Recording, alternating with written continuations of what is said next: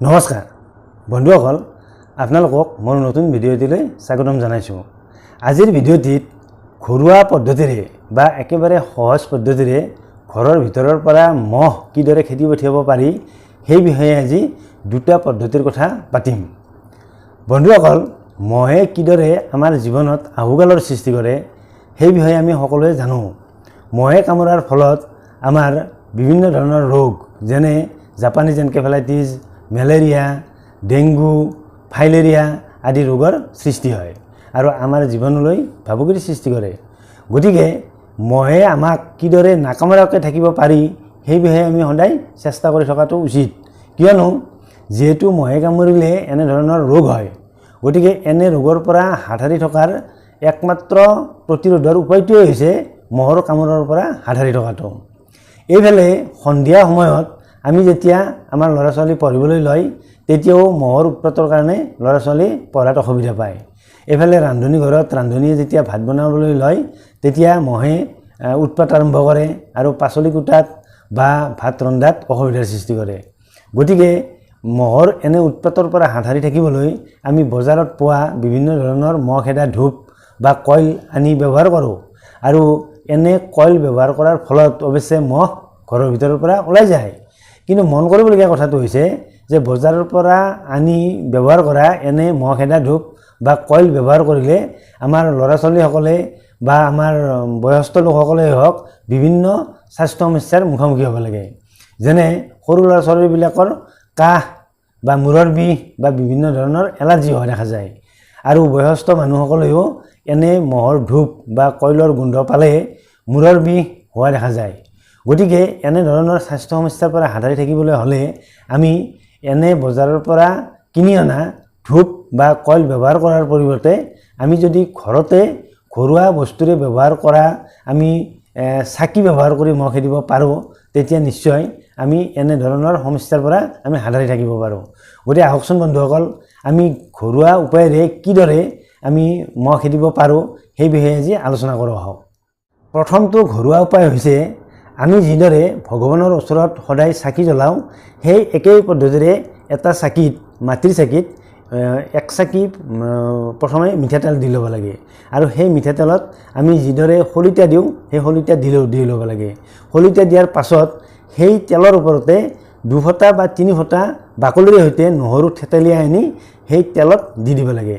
তেলত দিয়াৰ পাছত সন্ধিয়া সময়ত যিটো ৰুমত মহ বেছিকৈ ওলায় বা আমাৰ ল'ৰা ছোৱালীয়ে পঢ়ি থাকে বা ৰান্ধনী ঘৰত ৰান্ধনীয়ে যেতিয়া ভাত বনাই থাকে বা পাচলি কুটি থাকে তেতিয়া সেই ৰুমৰ এচুকত সেই চাকি গছি জ্বলাই দিব লাগে। তেতিয়া সেই নহৰুৰ পৰা ওলোৱা গোন্ধৰ বাবে মহবোৰ সেই ৰুমৰ পৰা অতি সোনকালে গুচি যায়। গতিকে আমি এই পদ্ধতি ব্যৱহাৰ কৰি অতি সোনকালে ঘৰৰ ভিতৰৰ পৰা মহ খেদি পঠিয়াব পাৰোঁ। অৱশ্যে এটা ৰুমত এগছি চাকিয়ে কাম কৰিব। গতিকে যদিহে 2টি বা 3টি ৰুমৰ পৰা মহ খেদিব লগা হয় তেনেহ'লে চাকিও ঠিক তেনেদৰে বঢ়াব লাগিব। 3টা ৰুমৰ বাবে 3 গছি চাকি জ্বলাব লাগিব আৰু এনেদৰে চাকি জ্বলাই মহ খেদিলে ল'ৰা ছোৱালীয়ে হওক বা বয়স্ক লোকৰে হওক কোনো ধৰণৰ স্বাস্থ্য সমস্যাৰ সৃষ্টি নকৰে। 2 নম্বৰ পদ্ধতিটো হৈছে সেই একেধৰণেই আমি প্ৰথমে পিঁয়াজ এটা ল'ব লাগে। এনেধৰণে পিঁয়াজ এটা ল'ব লাগে। পিঁয়াজটো প্ৰথমে কটাৰী এখনেৰে এই পিঁয়াজটোৰ তলিভাগ সমান কৰি কাটি ল'ব লাগে। সমান কৰি কিয় কাটি ল'ব লাগে? যাতে পিঁয়াজটোৰ আমি এগছি চাকি বনাম। গতিকে পিঁয়াজটো যেতিয়া আমি চাকি গছিৰ নিচিনাকৈ মাটিত বা প্লেটৰ ওপৰত দিম যাতে পিঁয়াজটো বাগৰি নপৰে, সেইবাবে আমি প্ৰথমে পিঁয়াজৰ তলিটো আমি এনেকৈ সমান কৰি কাটি ল'ব লাগে। সমান কৰি কাটি ল'ব লাগে। এনেকৈ সমান কৰি কাটি ল'লে তেতিয়া পিঁয়াজটো এনেকৈ মাটিত সমান হৈ থাকি যাব চাকিৰ নিচিনাকৈ। তাৰপিছত ওপৰৰ অংশটো এনেদৰে সমানকৈ কাটি ল'ব লাগে। এনেদৰে সমানকৈ কাটি ল'ব লাগে। কাটি লৈ তাৰপিছত চুৰি কটাৰীখনেৰে পিঁয়াজৰ ওপৰ ভাগৰ পৰা এনেদৰে গাঁত এটা খান্দি দিব লাগে। এনেদৰে গাঁত এটা খান্দি দিব লাগে। গাঁতটো এনেদৰে খান্দি দিব লাগে যাতে ইয়াত মিঠাতেল ভৰাব পাৰি। গতিকে এনেদৰে গাঁতটো খান্দি দিয়া হয়।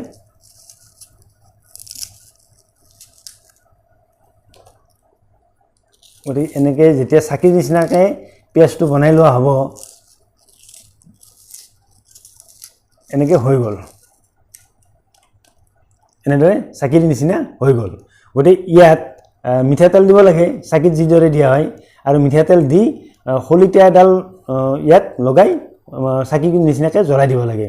আৰু এনেদৰে যেতিয়া ঘৰৰ ভিতৰত চাকিটো জ্বলাই দিয়া হ'ব, এই পিঁয়াজৰ চাকিটো, তেতিয়া এই পিঁয়াজৰ পৰা এটা গোন্ধ ওলাব, আৰু এই গোন্ধ পাই ঘৰৰ ভিতৰৰ পৰা মহবোৰ এফালৰ পৰা ওলাই যাব, আৰু ইয়াৰে বেছিভাগ মহে আচলতে ইয়াত মৰি যাব। গতিকে এনেদৰে আমি পিঁয়াজ বা নহৰু ব্যৱহাৰ কৰি আমি ঘৰৰ ভিতৰৰ পৰা সকলো মহ খেদি পঠিয়াব পাৰোঁ, আৰু তেতিয়া আমাৰ ল'ৰা ছোৱালীৰে হওক বা বয়স্ক লোকৰে হওক কোনো ধৰণৰ কোনো ৰিয়েকশ্যন নহয়। বন্ধুসকল, এই পদ্ধতি দুটাৰে ঘৰৰ ভিতৰৰ পৰা মহ খেদিব পাৰি নে নোৱাৰি সঁচাকৈ আপোনালোকে প্ৰেক্টিকেল কৰি চাব, আৰু যদিহে আপোনালোকে প্ৰেক্টিকেল কৰি ছাকচেছফুল হয় তেতিয়াও মোক কমেণ্ট কৰি জনাব, আৰু যদি ছাকচেছফুল নহয়ও, তাৰমানে মহ খেদিব যদি নোৱাৰিও, তেতিয়াও আপোনালোকে মোক কমেণ্ট কৰি জনাব। বন্ধুসকল, ঘৰুৱা পদ্ধতিৰে বা একেবাৰে সহজ পদ্ধতিৰে আমি ঘৰৰ ভিতৰৰ পৰা মহবোৰ কিদৰে খেদি পঠিয়াব পাৰোঁ সেই বিষয়ে দুটা পদ্ধতিৰ কথা জানিলে। যদিহে আমাৰ আজিৰ ভিডিঅ'টো ভাল পাইছে তেনেহ'লে ভিডিঅ'টিত লাইক এটা কৰিব, লগতে ভিডিঅ'টি শ্বেয়াৰ কৰিবলৈকো আপোনালোকক অনুৰোধ জনালোঁ, যাতে আজিৰ ভিডিঅ'টো অসমৰ সকলো ৰাইজৰ ওচৰলৈ যায়। লগতে আমাৰ স্বাস্থ্য ৰক্ষা চেনেলটো ছাবস্ক্ৰাইব কৰি থ'বলৈও আপোনালোকক অনুৰোধ জনালোঁ। অন্য এটা ভিডিঅ'ত আপোনালোকক লগ পোৱাৰ প্ৰতিশ্ৰুতিৰে আজিলৈ আহিছোঁ। নমস্কাৰ।